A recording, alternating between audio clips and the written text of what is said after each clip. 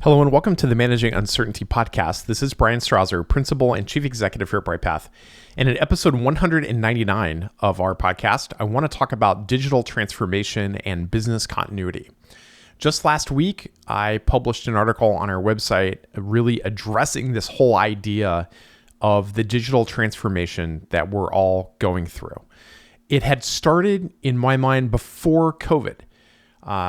As we saw more and more virtual collaboration, tools like Zoom and Microsoft Teams, but it has, COVID really gave companies an opportunity and technology companies the impetus to really do this on steroids.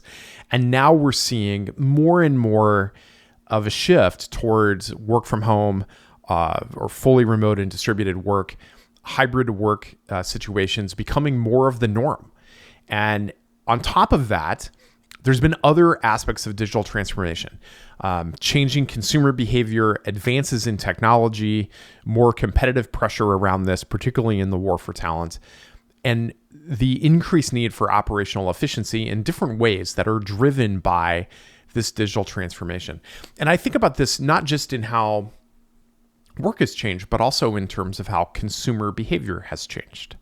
Even before COVID, I was starting to evolve to a situation where I was relying more and more on e-commerce. I mean, for God's sake, a lot of things that I buy, I obtain via Amazon.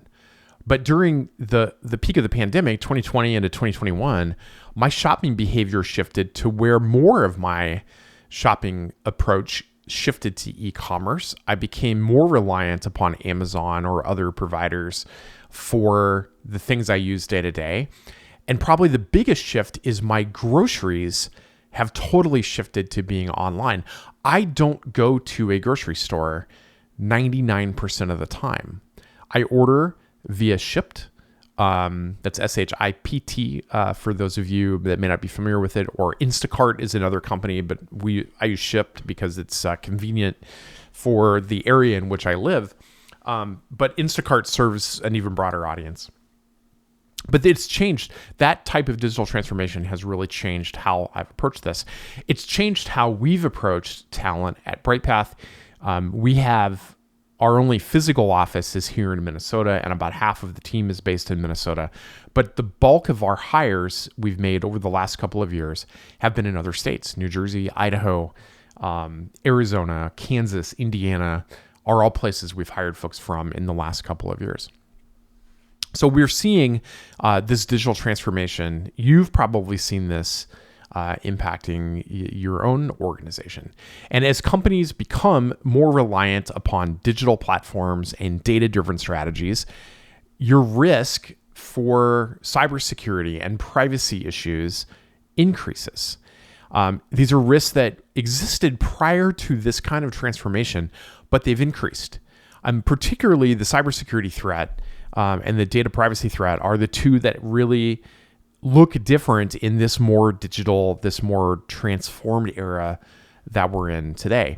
For example, we may not, in the past, when we thought about technology disruption, we thought about, for example, network disruption coming into an office or a factory or a facility where the team worked.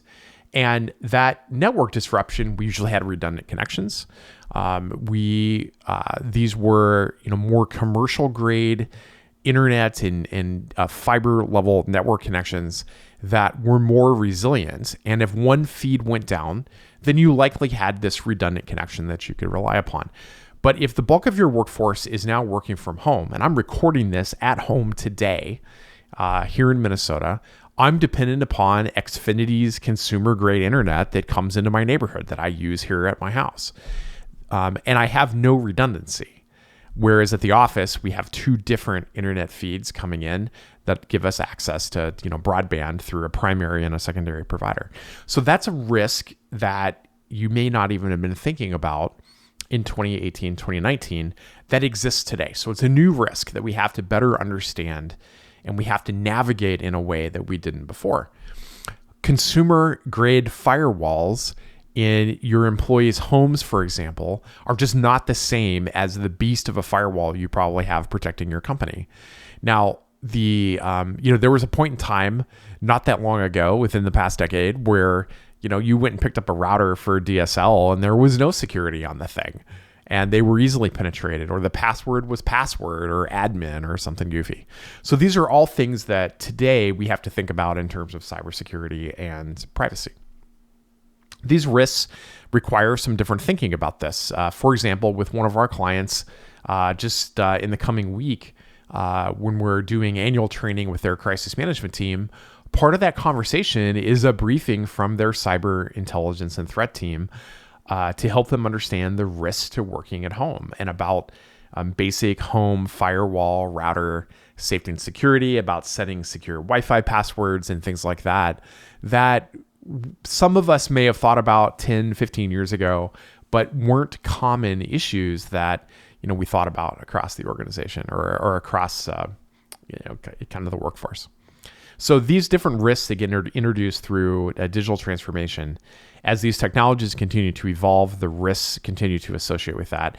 And we have to continue to review and update our risk management strategies to really stay ahead of those threats. We want to be proactive of that, ahead of these issues, and that requires staying on top of what's happening from a digital transformation standpoint. So where does all of this come into play for business continuity? Well, it's brought about new considerations for business continuity that we may not have thought about before.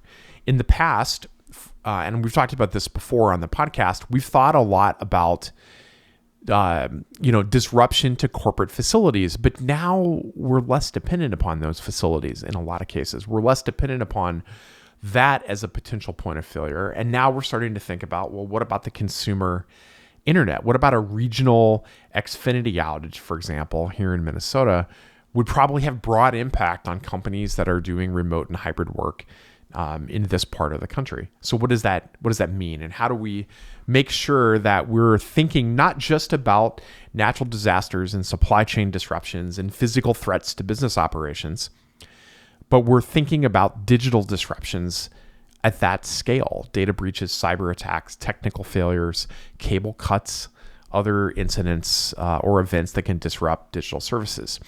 We have clients today that have gone to a more hybrid or fully remote work approach, and as a part of their business continuity plans started in the last year or two, for critical personnel, capturing information on who's their home internet service provider, and do they have, should certain roles have Wi-Fi hotspots, that you can have that create a 4G, 5G Wi-Fi field, or connect via 4G or 5G and provide Wi-Fi so that you can stay online for critical work.